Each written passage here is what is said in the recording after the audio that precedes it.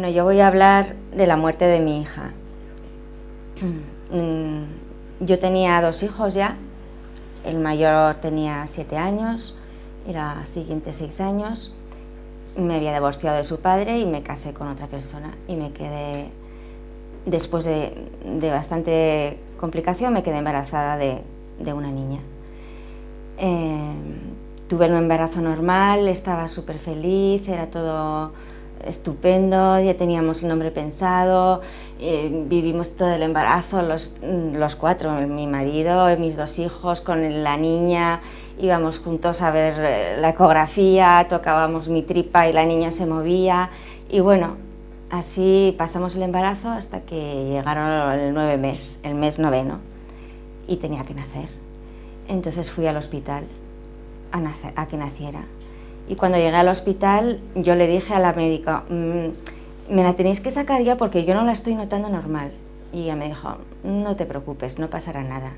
Y cuando me la fueron a sacar, se había muerto. Fue algo tan increíble que no... O sea, es algo que a lo mejor además personas no lo asumen tanto como cuando se te muere un hijo mayor, pero este era un hijo igual. O sea, a mí me da igual los años que tenga, es mi hijo.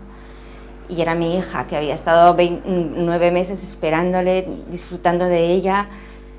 Bueno, lo primero que me pasó es que se me quitaron las palabras.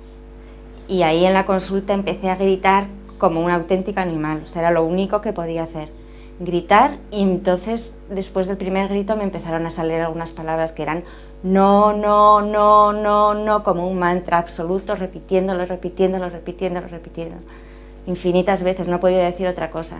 No, no, no, no, y era lo único que me tranquilizaba. Podía decir esa palabra que me parecía que iba a solucionar algo cuando en realidad no iba a solucionar nada. Bueno, me hicieron la cesárea, me sacaron a la niña, yo salí me desperté de la anestesia y lo primero que hice fue preguntar, o sea, para que me dijeran la palabra de tu hija está bien, pero dije, ¿pero es verdad lo que me ha pasado? Y cuando me dijeron sí, otra vez fue la palabra, fue la peor palabra que podían haberme dicho en ese momento, fue durísimo. Entonces otra vez volví a decir no, no, no, y durante muchos días me mantuve con esas palabras, no podía decir otras. Mientras decía no, no, no, no, yo veía la cara de mi niña todo el rato, todo el rato, todo el rato. Y me recordaba el momento en que me habían dicho se ha muerto, se ha muerto, se ha muerto. Eran todas esas palabras que una vez y otra vez, y lloraba, y lloraba, y lloraba, y lloraba, y no podía decir absolutamente ni una sola palabra más. Las palabras que me decían los demás eran odiosas, no los soportaba, o sea, era como o sea, todas esas palabras de consuelo eran horribles, no sé. Sin embargo, yo tampoco tenía palabras para mí, no había. O sea, además que la gente siempre te dice cosas que son absurdas, ¿no? Esas palabras que está mejor así, porque imagínate si llegan a nacer y es enferma. Y digo, ¿y qué? Si llegan a nacer y es enferma, es mi hija. O sea, ¿qué palabras me estás diciendo? ¿Qué me estás diciendo? O el médico me dijo, bueno, has perdido un hijo, pero ya tendrás otro. O sea, las palabras en ese caso solo podían hacer daño para mí, y las que yo pudiera decir también. Por eso me quedé prácticamente sin palabras. Del no pasé al porqué. Después de un tiempo de no, no, no, pasé al porqué.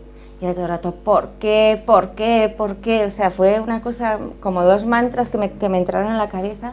¿Por qué? ¿Por qué? ¿Por qué? ¿Por qué? Y nadie, claro, la gente me decía, pero no, sal de ahí, habla con... era mi cumpleaños el día que murió la niña, o sea, encima. Y todos querían celebrarlo después. Y yo, ¿pero qué quieren celebrar? ¿Cómo van a celebrar? ¿Qué me van a...? No sé.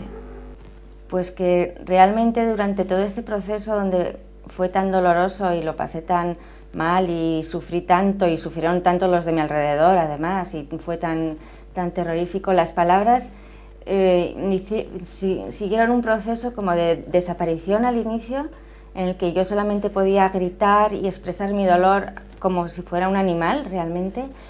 Luego empecé con monosílabos, negando aquello que me había pasado y no queriendo escuchar absolutamente nada que me decían.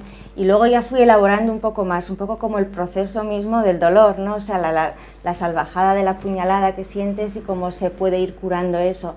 Después del por qué, pues ya empiezas a elaborar una frase a lo mejor con un verbo y entonces ya luego puedes elaborar una frase con sujeto, verbo y predicado y entonces ya estás un poco mejor.